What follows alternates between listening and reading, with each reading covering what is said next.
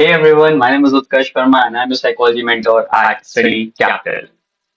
These will be the demo videos. So आप इस आने वाले series में you will be having the glimpse from my live classes. Alright, so this is a pre-recorded video which is an introduction video about my course.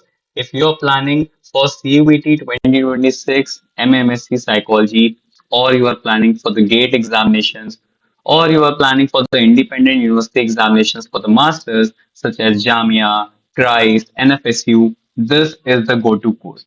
Alright, because in this course you will be having access to the live classes. Yes, you heard me right. The Mahayodha batch is specifically tailored to you, to your needs, right? So you will be having almost daily life classes, and in this course, you will be getting access to my all other future upcoming courses. So our this foundation course, which is right now, it has already started. ये हमारा चलेगा. Then उसके बाद एक और मेरा foundation batch होगा, which is the repeated batch, लेकिन वो भी फिर से लाइव चलेगा. उसमें भी आपको एक्सेस दिया जाएगा एंड उसके बाद my special MCQ booster series batch that is विजेता बैच उसमें भी आपको उसका एक्सेस दिया जाएगा. And other than this, you will be handed over the PDF notes which are compiled by me, the PPTs, the weekly tests for the topics and revisions, doubt sessions. मेरे से आप personally connected रहोगे WhatsApp के through. आपको कोई भी doubt आता है you can call me, you can text me. Other than this आपके मंथली बेसिस पे टेस्ट होंगे.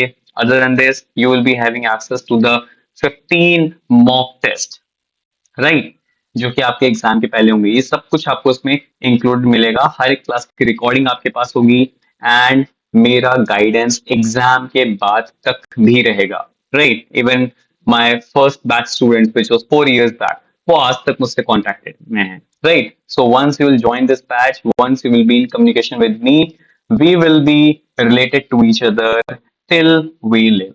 ऑलराइट, तो ऐसा नहीं है कि एग्जाम हो गया तो मैं कौन आप कौन. No, this is the special features for the Study Capital family that if you are enrolling in our course, you will be treated as a family member. All right.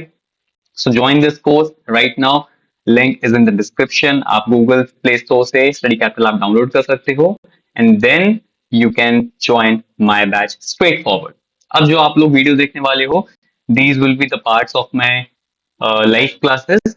There is a chance कि quality आपको थोड़ी सी लो लगे because these videos have been recorded from the third party app, तो automatically quality low हो जाती है. But in the live classes and when you will see the classes in your app after joining batch, the quality of the lectures will be improve automatically because ये screen recorded videos हैं. Just to have an idea कैसे हमारी live classes run करती हैं, मैं actually में कैसे पढ़ाता हूँ. एंड आपको और भी डिटेल्स चाहिए तो आप हमारे चैनल की प्लेलिस्ट पे जाके देख सकते हो. You will find my so many videos where I am teaching different topics. Stay tuned and keep learning. तो कल हम लोग ने बात कर ली थी टाइप्स ऑफ रिट्रीवल की, that is recall, recognition and relearning. यहाँ पे आपको कोई दिक्कत है? अभी तक आप लोगों को कोई दिक्कत है? एनीथिंग, कुछ ऐसा जो आप लोग को पूछना? ओके, सो आज हम बात करेंगे फर्दर मेमोरी के बारे में and I teach you about some brain parts which is involved in memory. ठीक है, तो मेमोरी में कुछ ब्रेन पार्ट्स भी हैं. मैं आपको ब्रेन पार्ट्स यहाँ पे इसलिए पढ़ा रहा हूँ because it would not be possible कि मैं आपको जब ब्रेन पढ़ा रहा हूँ तो वहाँ पे ऑल द वे में हर चीज आपको बताऊँ कि देखो ये इमोशन के लिए है, ये मेमोरी के लिए है, ये अटेंशन के लिए है, right. It will all messed up. So better है कि ब्रेन पार्ट्स हम लोग यहीं पे पढ़ ले बिकॉज ब्रेन पार्ट्स में कंसेप्ट जैसा कुछ नहीं है, right. If I tell you that hippocampus is responsible for memory consolidation, तो अब इसका कोई रीजन नहीं है ना. ये ब्रेन का एक पार्ट है, उसका फंक्शन ही है ये. हमने रिसर्च इसको आइडेंटिफाई किया, तो उसको कोई रीजन नहीं कि सर हिप्पोकैम्पस ही क्यों, है ना. तो इसका कोई रीजन नहीं है. तो कुछ भी चीजें हैं आप में जो आपको straightforward as a fact याद करनी पड़ेंगी. ठीक है, so will talk about some brain parts which is related to memory. और इन सिंपल लैंग्वेज हम लोग कुछ ब्रेन से रिलेटेड इंफॉर्मेशन की बात करेंगे जो मेमोरी के लिए इंपॉर्टेंट है and it also comes in your exam. So the first person is basically Karl लैशले.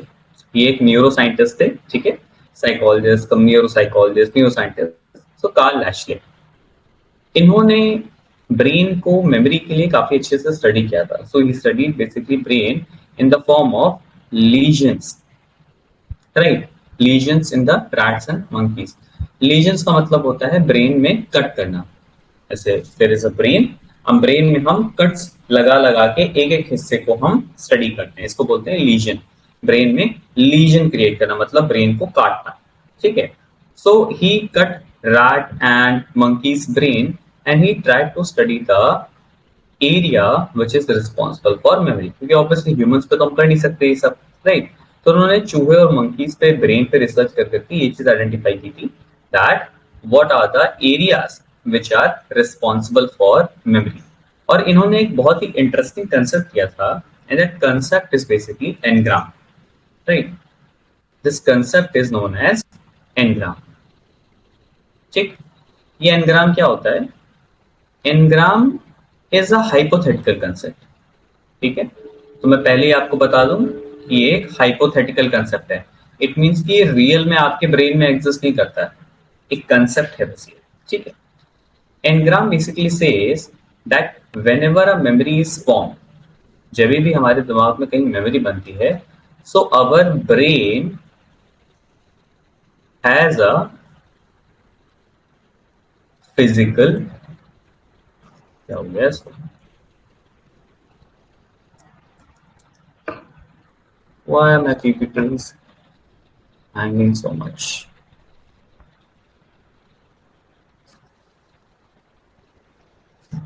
Just a second.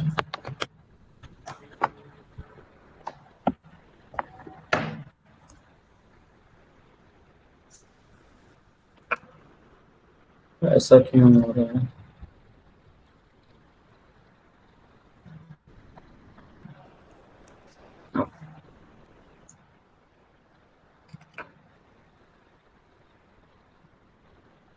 Wait,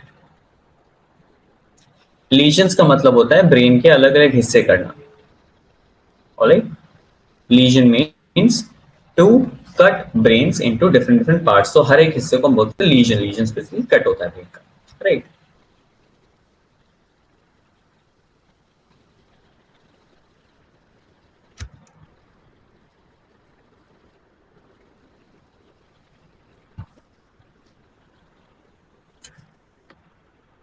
Okay, sorry for the delay. So I was telling you that engram is a hypothetical concept, ठीक है।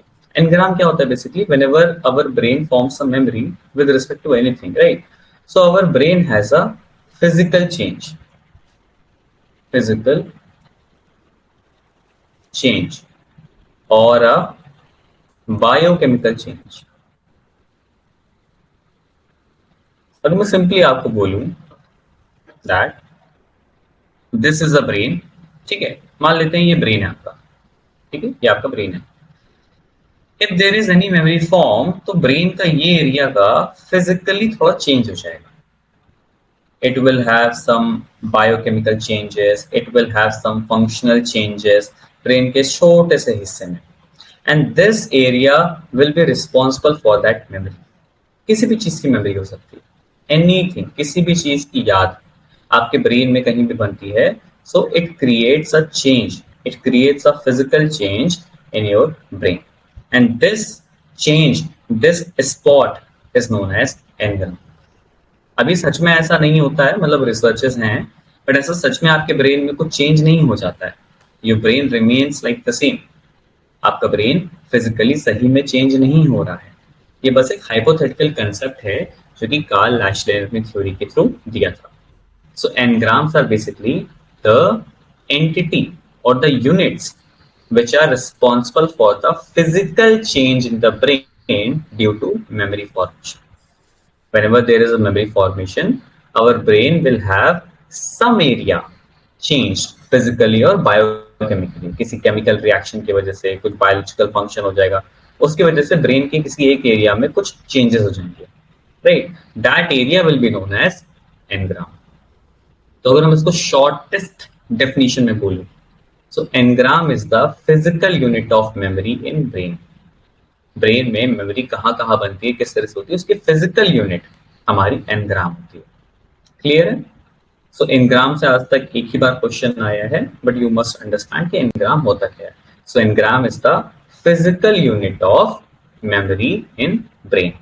आपके brain में लाखों, करोड़ों, millions and millions of memories होंगी, So we can relate that your brain has millions and millions of engrams. हर एक memory के लिए एक हिस्सा ब्रेन का होता है। ये एनग्राम का कंसेप्ट है। This is not true completely, as I say engram एक हाइपोथेटिकल कंसेप्ट है, ठीक है। रियलिटी में ऐसा कुछ एग्जिस्ट नहीं करता है, ये बस एक लॉजिक है to make you understand what and how memory functions. तो कार्ल लैशले ने ये कंसेप्ट दिया था हाइपोथेटिकल। आपके ब्रेन में रियल ऐसे जगह जगह पे फिजिकल चेंजेस नहीं होते, ठीक है। तो ये कंसेप्ट थोड़ा सा न्यूरोसाइकोलॉजी के पार्ट में होता है। तो एनग्राम आप लोगों को क्लियर है? एनग्राम्स का कंसेप्ट क्लियर है? They are the physical unit of memory formation in brain, ठीक है। ये ब्रेन के उस फिजिकल एरिया को चेंज को रिस्पॉन्सिबल करते हैं जो किसी बायोकेमिकल चेंज या किसी भी तरह का चेंज उस एरिया में हो जाता है, बिकॉज एक मेमोरी फॉर्म होती है वहां पे और वो मेमोरी उसी एरिया में स्टोर हो जाती है। तो they are like the container, ये बॉक्स की तरह होते हैं, डिब्बे की तरह होते हैं, आपकी मेमोरी को स्टोर कर लेते हैं, ठीक है। और ब्रेन में अलग अलग जगह बहुत सारे ऐसे डिब्बे होते हैं, इन्हीं डिब्बों को हम बोलते हैं एनग्राम्स, ठीक। Now will talk about the equipotentiality hypothesis. ये सारे अलग अलग कंसेप्ट है बाय द वे, ठीक है। Now we'll talk about the equipotentiality hypothesis. ये क्या होता है? If one part of the brain involved in memory is damaged, another part of the same area can take over that memory function. अब basically ये memory के लिए नहीं, हर sense में होता है। When I teach you brain, आपको ये बताऊंगा मैं that brain is a very complicated system, है ना। और ब्रेन बहुत स्मार्ट है। Your brain is actually very smart. आप एज अ इंडिविजुअल स्मार्ट हो या नहीं हो, right? This is questionable, but our brain is actually very smart. What happens? मान लो कभी आपके ब्रेन में कोई इंजरी होगी, एक्सीडेंट हो गया, सर लड़ गया कहीं, कुछ चीज रॉड वॉड घुस गई आपके ब्रेन में, right? So your brain would be damaged, ठीक। मान लेते हैं आपके ब्रेन का वो एरिया डैमेज हो गया which is responsible for the vision. आपके ब्रेन का वो हिस्सा डैमेज हो गया जिससे आप देख पा रहे थे, जो विजन के लिए इंपॉर्टेंट था। ऑक्सीपिटल लोब कहते हैं इसको, आई teach you in right. So your occipital lobe damaged. But क्या ऐसा होगा कि आपकी विजन कंप्लीटली चली जाए? नहीं। मैक्सिमम केसेस में कंप्लीट विजन